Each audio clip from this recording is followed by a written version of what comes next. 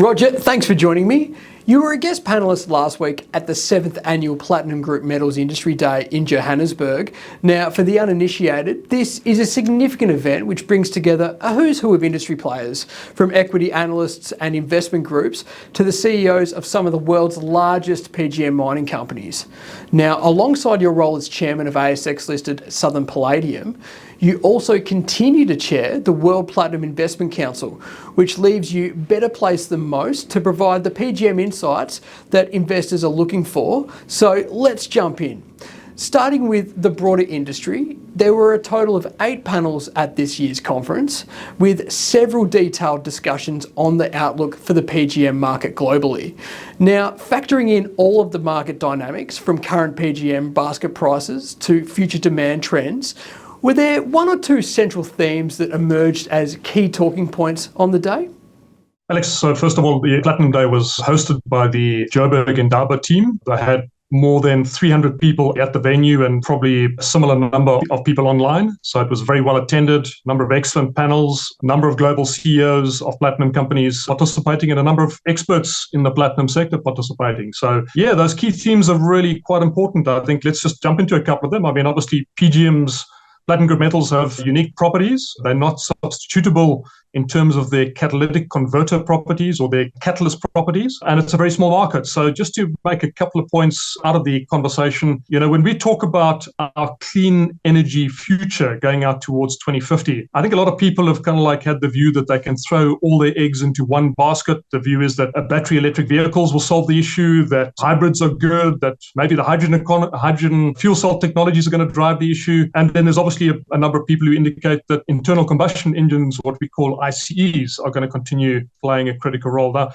the answer to the question is that none of them is going to solve the issue. All of them are going to solve the issue over time. It's important to state that we've got multiple types of technologies that are emerging over time.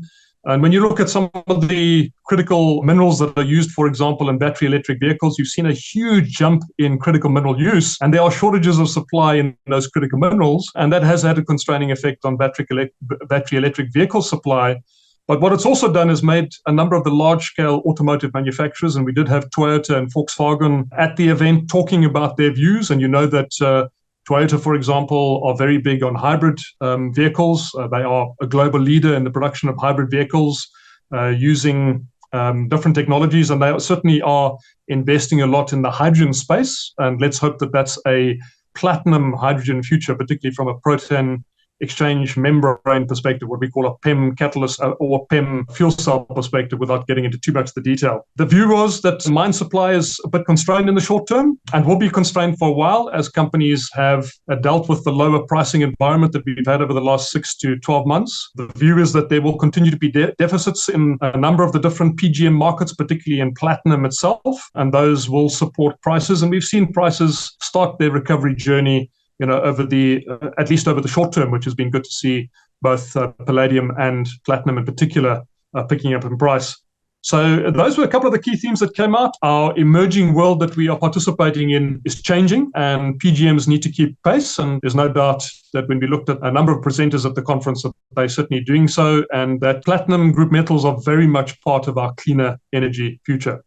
Thanks, Roger. Now, as chairman of Southern Palladium, you're overseeing the company's transition from exploration to mine development following a highly successful drill program. Can you just talk about the feedback from investors on the day with respect to emerging producers such as SPD? Alex, so first of all, just to make the point, yes, we are transitioning from being a junior exploration company to being a development company. We are looking at raising about 8 billion rands worth of capital, about $400 million to develop this project. It is a tier 1 low costs, close to surface deposit in a well-located mining space. And so, yeah, we've had quite a bit of interest of not only from an investor level perspective, but also from a company level perspective. Because remember, when you are able to bring on stream in a short time, a close to surface deposit that's going to produce about 330,000 ounces of PGMs on an annual basis over the next nearly 40 years, this is a large project. It's going to have a huge impact on the country.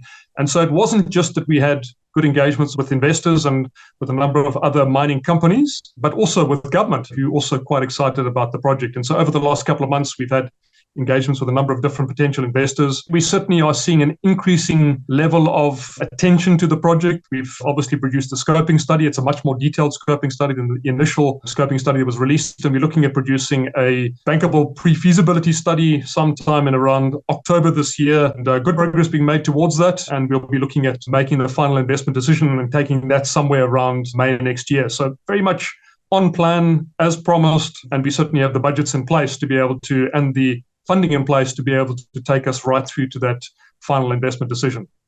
Now, for emerging producers in the bushveld, analysts have cited the importance of securing offtake agreements with third-party smelters operated by the major PGM miners in the region. How do you think SPD is positioned in this regard? So make no mistake, it is critically important to have offtake agreements in place when you get closer to mine development itself. We've already started our engagements with the major mining companies already in terms of what offtake agreements may look like. A number of pretty interesting meetings, and we'll have a couple more taking place over the next couple of weeks. Obviously, I'm privileged to have been in the position of having worked with all the large-scale players, over the last 30 plus years in my South African mining industry experience. We've had a positive response from the companies. We're engaging on the right sort of issues. Obviously, a couple of the companies have got their own sets of challenges that they've been focusing on, at least in the short term, given the market dynamics. But obviously, things are looking to improve, and you've seen that feeding through into the share prices of the companies, including to our own. And so we're confident that with one of the majors, have a suitable, appropriate offtake agreement in place as we get closer to actual mine development and obviously mine production. Just bear in mind that we are looking at a roughly 3.5 to 4 year early access mine development plan where we can access ore fairly early in the process. Once we get to steady state mining, we reckon we'll be able to pay back the full capital in about 4.5 years after having produced our first concentrates. And that's obviously quite encouraging given the nature of the ore body that we're talking about. This is not far out. If we start mine development, once you've got the final investment decision done, then obviously we'll start really honing in on finalizing the offtake agreements at that stage. But so far, encouraging conversations. Thanks, Roger. Now, the PGM Industry Day also included a panel discussion with the CEOs of Anglo American Platinum and Impala Platinum, the two largest PGM producers in the world. Was there anything that stood out to you in terms of how the global majors are approaching PGM production? Well, I think it's not only that they're approaching PGM production from their own specific company dynamics perspective. Just remember that a number of the companies have also gone through the procurement of other companies. So they've actually bought in, for example, Impala Platinum have obviously bought RB Plats, which is now part of RB Plat Impala, as they call it. So there's some digestion that's going on in that particular instance. But with the four majors that were actually at the meeting, what were the key themes that came through? Clearly quite important, as one of the CEOs said, to build the ark before the storm comes. Obviously, the storm has hit the industry already from a lower pricing environment perspective. A number of the companies have had to focus on restructuring their businesses and their production profiles in the short term. But a key theme that really emerged from all the players is the importance of managing the downturn, but also working very closely with customers and working on market development.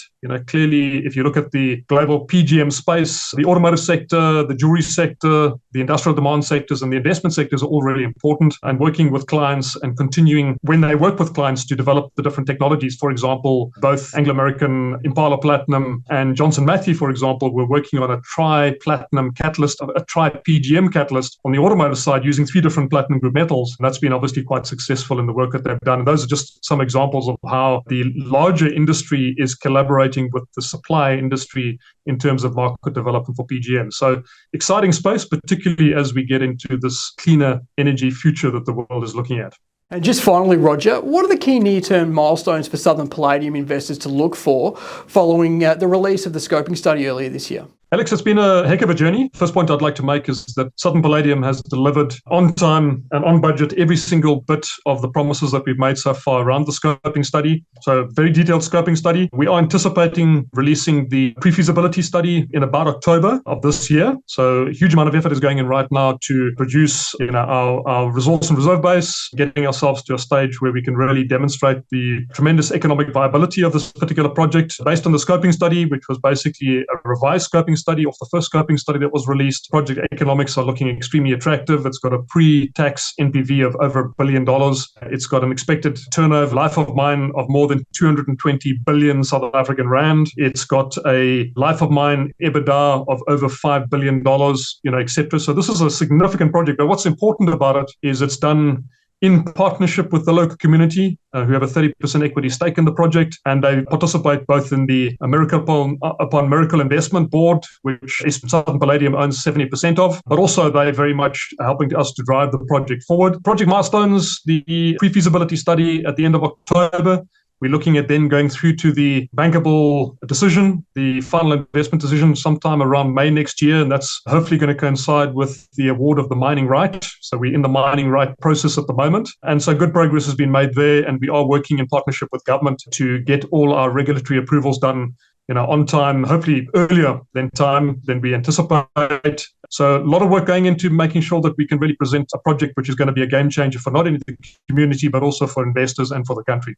Thanks, Roger. Appreciate you taking the time to join me, and all the best. Good to chat to you, Alex. Thank you.